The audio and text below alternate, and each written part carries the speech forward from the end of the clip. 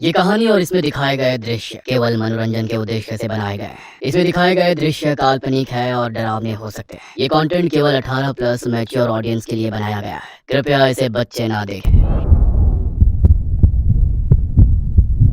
दोस्तों, हम अपने चैनल पे बहुत मेहनत से वीडियो बना रहे हैं। हमें आपकी सपोर्ट की बहुत ज़रूरत है। आप लाइक करेंगे और एक छोटा सा ही सही पर कमेंट करेंगे, तभी हमारे वीडियो को प्यार मिलेगा और यूट्यूब की तरफ से रीच मिलेगी। तो कृपया करके एक लाइक और एक छोटा सा ही सही पर कमेंट कर दीजिए। मुंबई शहर से दूर खंडाला जाने वाले हाईवे पर अचानक से एक एसयूवी कार गुजरती है। गाड़ी के अंदर विक्की और सनी शराब के नशे में झूम रहे थे। I can't stop, so baby pull me closer in the backseat of your Rover. भाई आज तो अपना फुल सीन है यार। तुझे पता है मेरे दोस्त अर्जुन ने अपने फार्म हाउस पर रेव पार्टी रखी है भाई। वहाँ उसकी कई फिरंगी दोस्त भी आएंगी। अबे सनी ऑलरेडी 2 बज गए यार, और जिस रफ्तार से तू गाड़ी चला रहा है ना, पैदल वाले भी हमसे पहले पहुंच जाएंगे। हमको खुद को पहुंचते पहुंचते सुबह हो जाएगी। क्या खाक पार्टी? अरे तो क्या 100 के पार कर दूं? अबे यार तू गाड़ी 100 के पार चला तो सही। देख नेक्स्ट पार्टी मेरी तरफ से, प्रॉमिस करता हूँ तुझे। अच्छा ये बात है, तो अब देख मेरा कमाल। So baby pull me closer. Sunny ने एक्सेलरेटर दबाया और स्पीडोमीटर का कांटा कुछ ही सेकंड्स में 100 के पार चला गया। अब मजा आया ना? इस हफ्ते तो जैकपॉट लग गई। 2 ग्रैंड पार्टी। ना ना ना ना ना। सनी ने गाड़ी 100 के पार तो कर दी थी, लेकिन कहते हैं ना कि रफ्तार जब जरूरत से ज्यादा बढ़ जाती है तो जिंदगी उस पर अपने तरीके से ब्रेक लगा देती है। गाड़ी तेजी से भाग ही रही थी कि अचानक से किसी चीज के टकराने की आवाज आती है। ओए, ये क्या आवाज थी? अरे कुछ नहीं, कुत्ता था यार। तू चलता रहा, चला तेजी से भगा भगा। सनी की रफ्तार ने एक कुत्ते की जान ले ली। वो बेचारा वहीं सड़क पर मर गया। तभी उस मासूम कुत्ते की लाश के पास से ऊंची सैंडल में एक औरत गुजरती है। थोड़ी देर बाद एक मोड़ पर सनी और विकी को एक औरत लिफ्ट मांगने का इशारा करते हुए दिखी। वो लड़की बेहद खूबसूरत थी। सनी ने बिना कुछ सोचे समझे गाड़ी की रफ्तार धीमी की और झट से यू टर्न ले लिया। विकी समझ गया कि सनी के मन में क्या चल रहा है। अबे तू कभी नहीं सुधरने वाला। मौका देखा नहीं कि अरे सनी खिलखिला के हंस उठा और उसने गाड़ी उस औरत के सामने लाकर रोक दी। वेल, आपको कहीं जाना है क्या? वो औरत धीरे से मुस्कुरा देती है। जाना तो बहुत दूर है, तुम कहाँ तक साथ दोगे? विक्की ने गाड़ी का दरवाजा खोल दिया और वो औरत अंदर बैठ गई। सनी ने गाड़ी स्टार्ट कर दी। तो इस वक्त आप यहाँ पे अकेली? क्या बात है, सब ठीक तो है ना? वो औरत खामोशी से बैठी रही। सनी के सवाल के जवाब में उस औरत ने एक दूसरा सवाल कर डाला। तुम्हें क्या लगता है शराब पीकर इतनी तेज गाड़ी चलाना अच्छी बात है? सनी और विकी एक दूसरे को देखते हैं और फिर जोर से हंस देते हैं।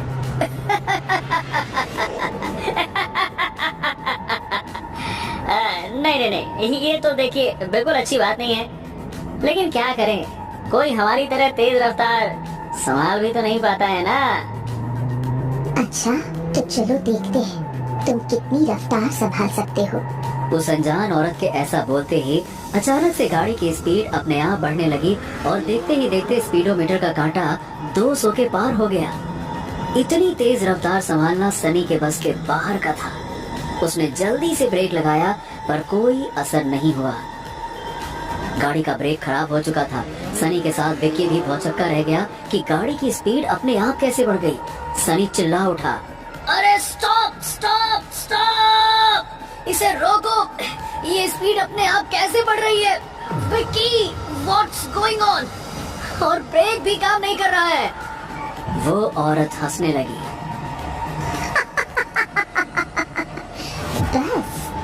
इतना ही संभाल पाए तुम लोग? चलो कोई बात नहीं, हमारा और तुम्हारा साथ बस इतना ही था। अचानक वो पिछली सीट से गायब हो जाती है। विक्की और सनी गाड़ी को संभाल नहीं पाते और गाड़ी सीधा डिवाइडर से जाकर टकरा जाती है। इतनी तेज रफ्तार से टकराने की वजह से एसयूवी के परखच्चे उड़ जाते हैं। सनी और विक्की के सर पर इतनी गहरी चोट लगती है कि उन दोनों की गाड़ी के अंदर ही मौत हो जाती है। गाड़ी से थोड़ी दूर पर वो औरत खड़े खड़े उन दोनों को मरते हुए देख रही थी। तुम दोनों का मरना जरूरी था, वरना तुम जैसे लोगों की वजह से हाईवे पे जाने कितने निर्दोष इंसान और जानवरों की मौत हो जाती। तुम लोगों को सजा मिलेगी और मैं दूंगी तुम लोगों को सजा, सजाए मौत।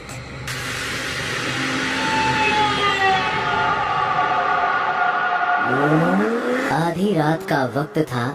लोनावाला हाईवे पर तेजी से एक गाड़ी चली जा रही थी। गाड़ी के अंदर रोहन और शेफाली बैठे हुए थे। रोहन गाड़ी चलाते हुए रोमांटिक नजरों से शेफाली की ओर देखकर बोलता है, ला ला ला ला ला ला ला ला ला ला हे आहा हा हा हा हा।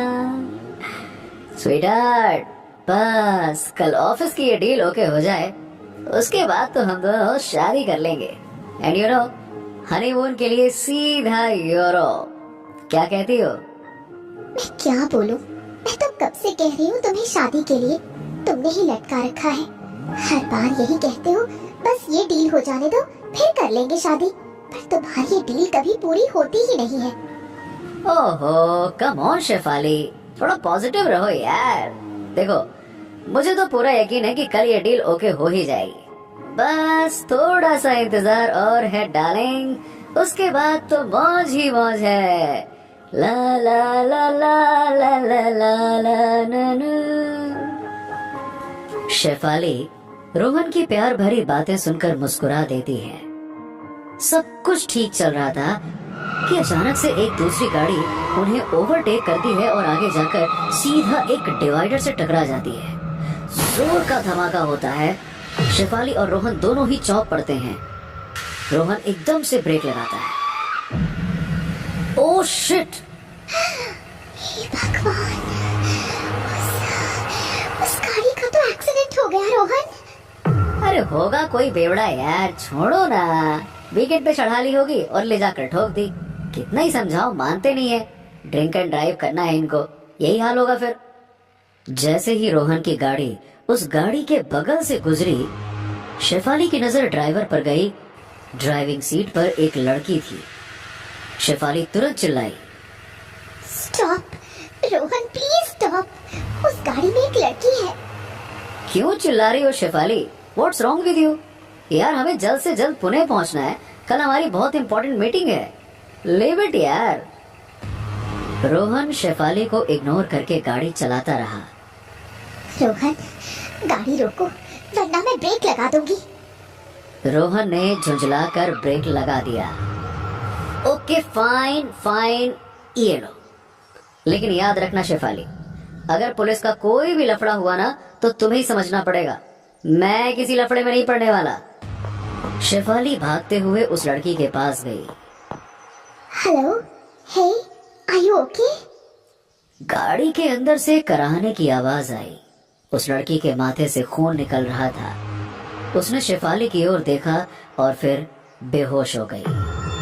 शेफाली ने दरवाजा खोला और लड़की को सहारा देते हुए बाहर निकालने लगी।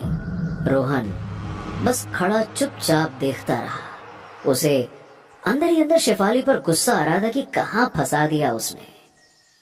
शेफाली ने उस लड़की को जैसे तैसे करके अपनी गाड़ी में बिठाया।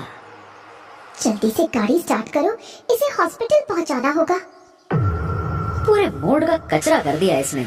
सोचा था रात में ऐश करूंगा। इस हाईवे पर हमेशा कोई ना कोई लोचा ही होता है, आना ही नहीं चाहिए इधर से।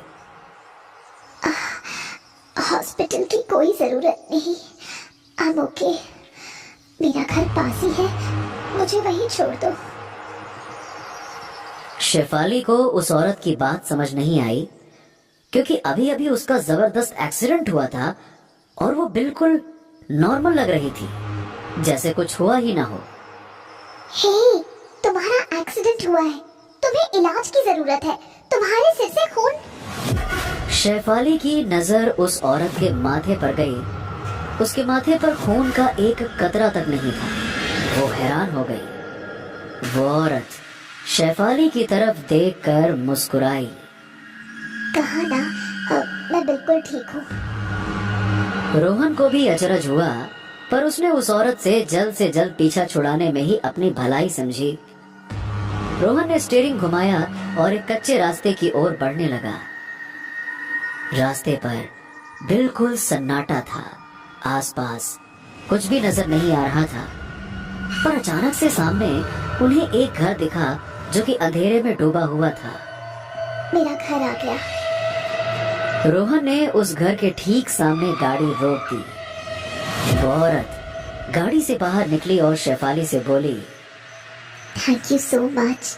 वरना आजकल के जमाने में कौन किसकी मदद करता है, चाहे उसकी जान ही क्यों ना चली जाए।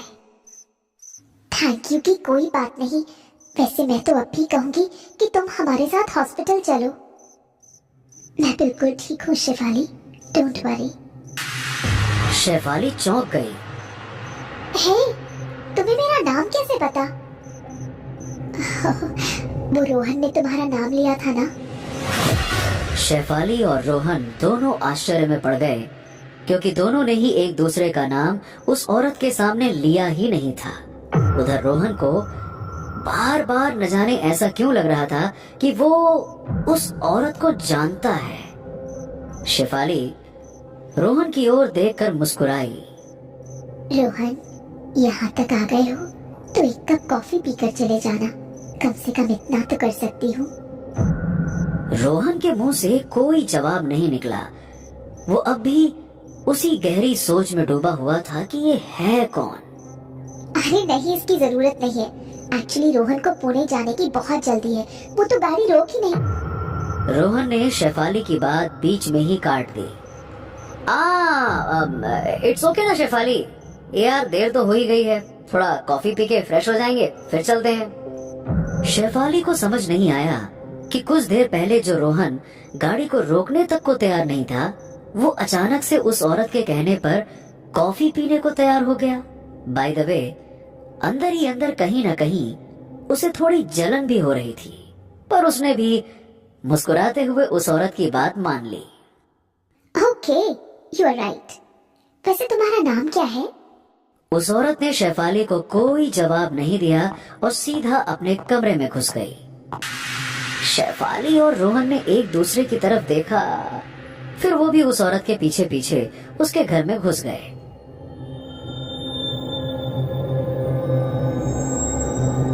अंदर का माहौल थोड़ा अजीब था।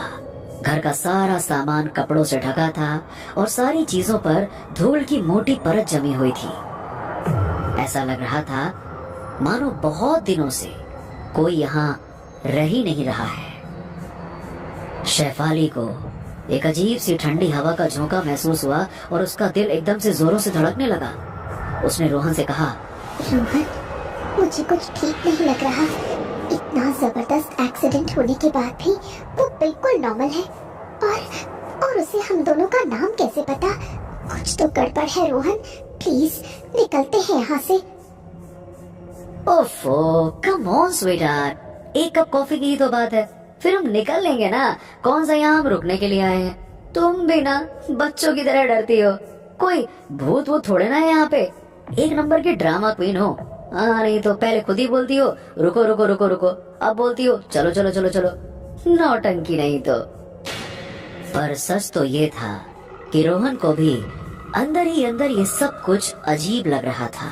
उस औरत का एक्सीडेंट, उसके माथे से खून का गायब हो जाना, दोनों का नाम उसे पहले से ही मालूम होना और बार बार ऐसा लगना कि वो उस औरत को जानता है। ये सारी बातें रोहन को उस औरत की तरफ खींचती चली जा रही थी। अचानक से पीछे से उस औरत की आवाज आई, निधि, निधि नाम है मेरा। शेफाली अचानक से हड़बड़ा गई। उसने देखा कि उसके हाथ में कॉफी के 2 प्याले हैं। कॉफी? शेफाली चौंक गई कि इतनी जल्दी उसने कॉफी कैसे बना दी। हालांकि पहली चुस्की लेते ही उन दोनों का मन थोड़ा शांत हुआ। कॉफी वाकई अच्छी थी। ये घर मेरा ही है, पर 5 साल से मैं यहाँ रह नहीं रही। उस औरत ने एक सोफे के ऊपर पड़े चादर को खींचा। तुम दोनों बैठो, मैं 2 मिनट में आती हूँ। निधि वहां से चली गई। शेफाली और रोहन सोफे पर बैठकर कॉफी पीने लगे। अचानक से शेफाली ने नोटिस किया कि रोहन के होठों पर खून लगा हुआ है। हे, तुम्हारे होठ से खून कैसे निकल रहा है Rohan? Are you okay? Rohan हड़बड़ा गया और वो तेजी से सामने की दीवार पर लगे आईने के पास गया। उसने आईने में देखा कि वाकई में उसके होंठ खून से लाल हो चुके थे। एकदम से उसकी नजर कप की ओर गई और उसने देखा कि कप में कॉफी की जगह तो खून भरा हुआ था। रोहन के हाथों से कप छूटकर फर्श पे गिर गया और पूरी जमीन खून से लाल हो गई। वोट? खून? ये खून कहाँ से आया कॉफी में? Oh my God, शेफाली, ये कैसे हो सकता है? मैंने कहा था ना, कुछ ठीक नहीं लग रहा यहाँ। चलो निकलो यहाँ से जल्दी। शेफाली और रोहन डर के मारे तेजी से दरवाजे की ओर भागे, पर तब तक देर हो चुकी थी क्योंकि हवा के एक तेज झोंके के साथ दरवाजा जोर से बंद हो गया। शेफाली और रोहन दोनों दरवाजा खोलने की जी तोड़ कोशिश कर रहे थे, पर कोई फायदा नहीं। तभी पीछे से निधि की आवाज गूंजी। क्या हुआ रोहन? कॉफी अच्छी नहीं लगी? रोहन डर के मारे थर थर कांप रहा था। निधि अचानक से ठीक उसके सामने आकर खड़ी हो गई।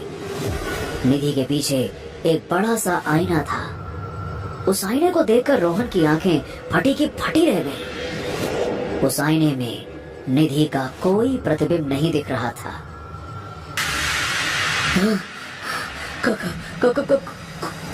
कौन हो तुम? और मेरी कॉफी में खून कैसे आया? खून? क्यों? स्वाद पसंद नहीं आया? वो खून मेरा ही है रोहन।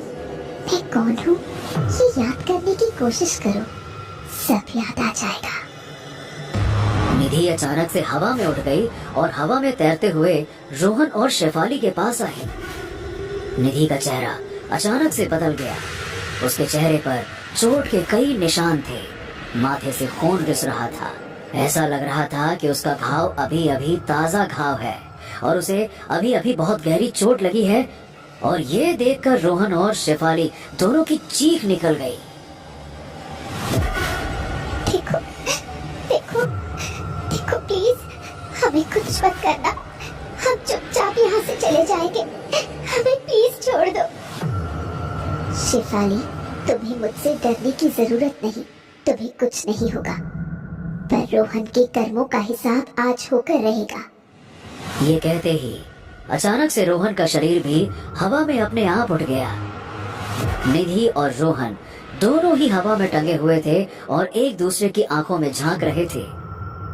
निधि ने गुर्राते हुए कहा, अच्छी तरह देख रोहन इस चेहरे को और याद करने की कोशिश कर। रोहन ने बहुत गौर से निधि को देखा और अचानक उसे ठीक वही हाईवे और वही जगह याद आई जहां आज निधि का एक्सीडेंट हुआ था। वो कांपते हुए निधि से बोला,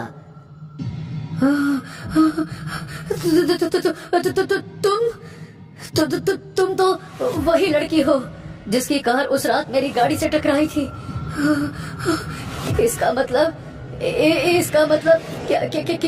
क्या तुम उस रात मर गई थी और ये तुम्हारी आत्मा है? ये सुनते ही निधि गुस्से से चीख उठी। मर गई थी? नहीं रोहन, मैं मरी नहीं थी। मुझे तुमने मार दिया था। आज से 5 साल पहले इसी हाईवे से मैं ऑफिस से अपने घर लौट रही थी। तुम शराब के नशे में गाड़ी चला रहे थे। तुमने मेरी गाड़ी को टक्कर मारी। मैं डिवाइडर से टकरा गई। तुम्हारे साथ एक दूसरी लड़की थी जैसे आज शेफाली है, उसने भी तुम्हें रोका था पर तुमने एक ना सुनी। मैं खून से लथपथ अकेली वहाँ तड़प तड़प कर मर गई। निधि फिर से गुस्से में चिल्लाई। तुमने मुझे अकेले को नहीं मारा रोहन, मेरी एक बच्ची भी थी जिसे तुमने पैदा होने से पहले ही मार दिया। रोहन गिड़गिड़ाने लगा। देखो देखो देखो देखो मुझसे गलती हो गई निधि। मैं बहुत नशे में था, मुझे माफ कर दो प्लीज, मुझे माफ कर दो, मुझसे गलती हो गई, माफ कर दो मुझे माफ कर दो। I am sorry Nidhi, I am sorry. ये सुनते ही निधि ठहाके मारने लगी। माफ कर दो तुम्हें, कर देती अगर तुमने सिर्फ मुझे मारा होता, मगर तुमने मुझे नहीं मेरी बेटी को भी मार दिया और इसके लिए तुम्हें मिलेगी सजाए मौत। निधि एकदम से रोहन की गर्दन पकड़ लेती है और जोर से दबाने लगती है। धीरे धीरे रोहन का चेहरा नीला पड़ने लगा। शेफाली दौड़कर निधि के पास आई। निधि प्लीज ये सब मत करो, रोहन ने गलत किया था, मैं मानती हूँ, पर उसे छोड़ दो। हम लोग बहुत जल्द शादी करने वाले हैं।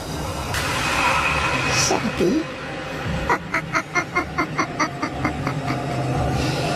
तुम बिल्कुल नादान हो शेफाली।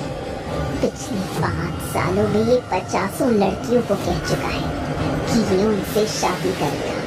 शुक्र मनाओ कि मैंने तुम्हें इसके हाथों बर्बाद होने से बचा लिया। रोहन की सांसें अटक रही थीं, उसकी आंखें बाहर आ रही थीं। वो बहुत कोशिश कर रहा था, लेकिन अचानक से निधि ने रोहन की गर्दन को एक झटके में उसके धड़ से अलग कर दिया। रोहन का शरीर तड़पते हुए जमीन पर हमेशा हमेशा के लिए खामोश हो गया। शेफाली की आंखों से आंसू बह रहे थे। शेफाली, अपने घर लौट जाओ और नई जिंदगी शुरू करो। मेरी आत्मा पिछले 5 सालों से उसी हाईवे पर इसका इंतजार कर रही थी। आज मेरा बदला पूरा हो गया, अब मेरी आत्मा मुक्त हो जाएगी। अगले ही पल निधि की आत्मा अदृश्य हो गई। शेफाली चुपचाप सर झुकाए वहां से निकल गई। रोहन की लाश वहीं पड़ी थी और उसे अपने कर्मों की सजा मिल चुकी थी, सजाए मौत। अगर आपको हमारी ये कहानी पसंद आई हो तो वीडियो को लाइक करें, चैनल भयगाथा को सब्सक्राइब करें और बेल आइकन जरूर दबाएं ताकि हर नई और रहस्यमयी कहानी सबसे पहले आप तक पहुंचे। मिलते हैं अगली भयानक गाथा के साथ।